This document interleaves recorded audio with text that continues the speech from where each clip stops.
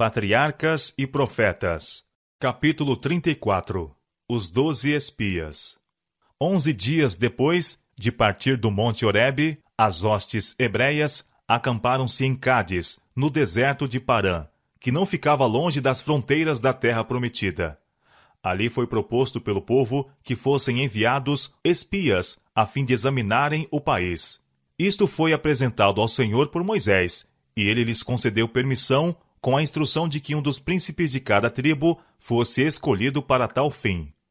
Os homens foram escolhidos, conforme ficara determinado, e Moisés mandou-os ir ver o país, qual era o mesmo, sua situação e vantagens naturais, e o povo que nele habitava, notando se eram fortes ou fracos, poucos ou muitos, bem como deveriam observar a natureza do solo e sua produtividade, e trazer do fruto da terra. Eles foram e examinaram a terra toda, entrando pela fronteira ao sul e indo até a extremidade norte. Voltaram depois de uma ausência de 40 dias. O povo de Israel estava acariciando grandes esperanças, e os aguardavam com ávida expectação. A notícia da volta dos espias foi levada de tribo a tribo, e saudada com regozijo. O povo precipitou-se ao encontro dos mensageiros, que saíram ilesos dos perigos de sua arriscada empresa. Os espias trouxeram espécimes do fruto, que mostrava a fertilidade do solo. Era o tempo da maturação das uvas, e trouxeram um cacho tão grande que era carregado entre 2 homens. Trouxeram também figos e romãs, que ali cresciam em abundância. O povo regozijava-se de que devesse entrar na posse de uma terra tão boa, e escutaram atentamente ao ser o relatório apresentado a Moisés, a fim de que nenhuma palavra lhe se escapasse. Fomos à terra, a que nos enviaste, começaram os espias, e verdadeiramente mana leite e mel, e esse é o fruto. Números capítulo 13, versos 17 a 33, e capítulo 14. O povo ficou entusiasmado, queriam com avidez obedecer à voz do Senhor e subir sem demora a possuir a terra. Mas, depois de descreverem a beleza e fertilidade da terra, todos os espias, com exceção de 2, exageraram as dificuldades e perigos que estavam diante dos israelitas caso empreendessem a conquista de Canaã. Enumeraram as poderosas nações localizadas nas várias partes do país, e disseram que as cidades eram muradas e muito grandes, e o povo que nelas habitava era forte, e seria impossível vencê-los. Declararam também que tinham visto ali gigantes, os filhos de Enaque, e era inútil pensar em possuir a terra. Agora a cena mudou. A esperança e o ânimo deram lugar ao desespero covarde, ao proferirem os espias os sentimentos de seu coração incrédulo, que estava cheio de desânimo, inspirado por Satanás. Sua incredulidade lançou lúgubre sombra à congregação, e o grande poder de Deus, tantas vezes manifesto em prol da nação eleita, foi esquecido. O povo não se deteve a refletir, não raciocinou que aquele que os trouxera até ali certamente lhes daria terra. Não se lembravam de quão maravilhosamente Deus os libertara de seus opressores, abrindo caminho através do mar e destruindo as hostes perseguidoras de Faraó. Puseram a Deus fora da questão e agiram como se devessem confiar apenas no poder das armas. Em sua incredulidade, limitaram o poder de Deus e não confiaram na mão que até ali os guiara com segurança. E repetiram seu erro anterior de murmurar contra Moisés e Arão. Este, pois, é o fim de todas as nossas grandes esperanças? Disseram. É esta a terra para possuir, a qual viajamos desde o Egito. Acusaram seus chefes de enganar o povo e acarretar angústia sobre Israel. O povo ficou desesperado em seu desapontamento e aflição. Ergueu-se um pranto agoniado e misturou-se com um murmúrio confuso das vozes. Calebe compreendeu a situação e, bastante ousado para tomar a defesa da palavra de Deus, fez tudo ao seu alcance para desfazer a má influência de seus companheiros infiéis. Por um momento, o povo ficou em silêncio para ouvir-lhe as palavras de esperança e ânimo, com respeito à boa terra. Ele não contradizia o que já havia sido dito. Os muros eram altos e fortes os cananeus, mas Deus prometera a Israel a terra. Subamos animosamente e possuamo-la em herança, insistiu Calebe, porque certamente prevaleceremos contra ela. Mas os 10, interrompendo, descreveram os obstáculos em cores mais negras do que ao princípio. Não podemos subir contra aquele povo, declararam, porque é mais forte do que nós. Todo o povo que vimos no meio dela são homens de grande estatura. Também vimos ali gigantes, filhos de Enaque, descendentes dos gigantes. E éramos aos nossos olhos como gafanhotos, e assim também éramos aos seus olhos. Estes homens, tendo enveredado por um caminho, pertinazmente se pusera contra Calebe e Josué, contra Moisés e contra Deus. Cada passo para a frente os tornava mais decididos. Estavam resolvidos a desacoroçoar todo o esforço para se apossarem de Canaã. Torciam a verdade a fim de sustentar sua influência nociva. É terra que consome seus moradores, disseram eles. Isto não era somente uma notícia ruim, mas também mentirosa. Era incoerente. Os espias tinham declarado ser o país frutífero e próspero, e o povo de estatura gigantesca, coisas estas que seriam impossíveis se o clima fosse tão insalubre que se pudesse dizer da terra que consumia os habitantes. Mas quando os homens entregam o coração à incredulidade, colocam-se sob o domínio de Satanás, e ninguém poderá dizer até onde ele os levará. Então levantou-se toda a congregação, e alçaram sua voz, e o povo chorou naquela mesma noite. Revolta e franca sedição seguiram-se rapidamente, pois Satanás teve pleno domínio, e o povo parecia despojado da razão. Amaldiçoaram Moisés e Arão, esquecendo-se de que Deus escutava suas ímpias palavras, e que, cercado pela coluna de nuvem, o anjo de sua presença estava a testemunhar a terrível explosão de ira por parte deles. Com amargura exclamaram: "Ah, se morrêramos na terra do Egito!" Ou, "Ah, se morrêramos neste deserto!" Então seus sentimentos se insurgiram contra Deus. Por que nos traz o Senhor a esta terra, para cairmos à espada e para que nossas mulheres e nossas crianças sejam por presa? Não nos seria melhor voltarmos ao Egito? E diziam uns aos outros: "Levantemos um capitão e voltemos ao Egito." Desta maneira, não acusavam somente a Moisés, mas ao próprio Deus, de os enganar, prometendo-lhes uma terra que eram incapazes de possuir. E chegaram ao ponto de designar um capitão para os guiar de volta à terra de seu sofrimento e cativeiro, da qual haviam sido libertos pelo braço forte da onipotência. Com humilhação e angústia, Moisés e Arão caíram sobre os seus rostos perante todo o ajuntamento dos filhos de Israel, não sabendo o que fazer para os demover de seu inconsiderado e apaixonado propósito. Calebe e Josué tentaram acalmar o tumulto. Rasgando as vestes em sinal de pesar e indignação, arrojaram-se entre o povo, e suas vozes penetrantes foram ouvidas acima da tormenta das lamentações e mágoa revoltosa. A terra pelo meio da qual passamos a espiar é terra muito boa. Se o Senhor se agradar de nós, então nos porá nesta terra, no-la dará, terra que mana leite e mel.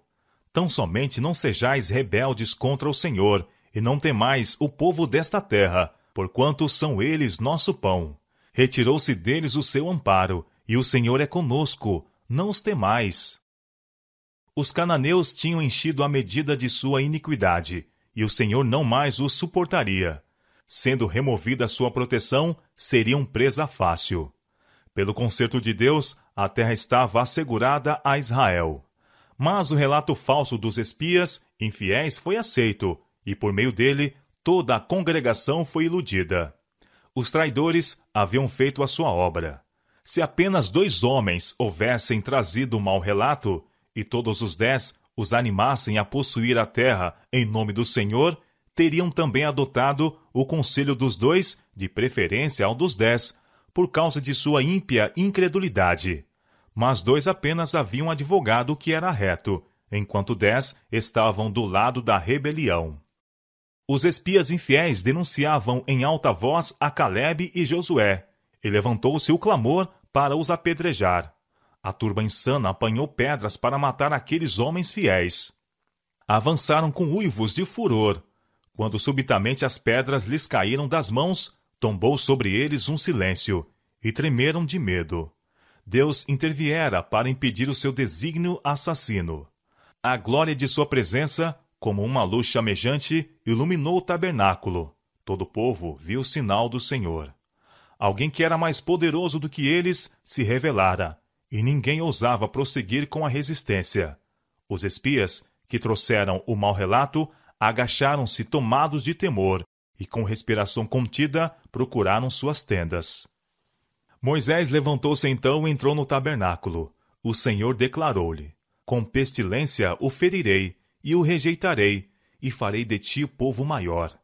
Mas de novo Moisés pleiteou em favor de seu povo.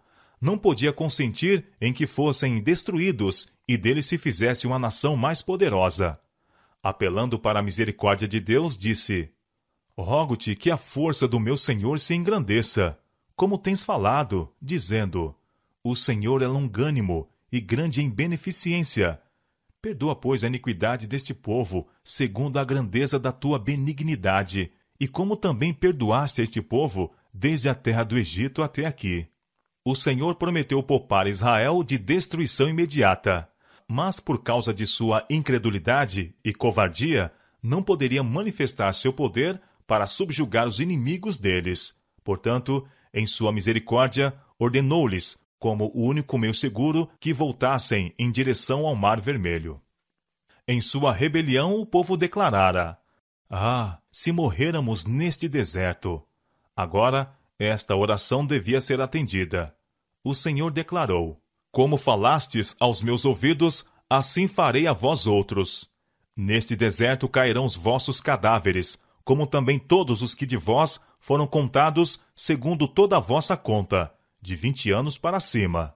Mas os vossos filhos, de que dizeis, por presa serão, meterei nela, e eles saberão da terra que vós desprezastes. E quanto a Calebe, ele disse: porém o meu servo Calebe, porquanto nele houve outro espírito, e perseverou em seguir-me, eu o levarei à terra em que entrou, e a sua semente a possuirá. Assim como os espias haviam despendido 40 dias em sua viagem, deveriam semelhantemente as hostes de Israel vaguear pelo deserto 40 anos. Quando Moisés fez saber ao povo a decisão divina, a ira deste transformou-se em lamentação. Sabiam que seu castigo era justo. Os 10 espias infiéis, feridos por determinação divina pela praga, pereceram diante dos olhos de todo Israel, e em sua sorte o povo leu sua própria condenação. Agora pareciam arrepender-se sinceramente de sua conduta pecaminosa, mas entristeciam-se por causa do resultado do seu mau caminho, em vez de o ser pela intuição de sua ingratidão e desobediência.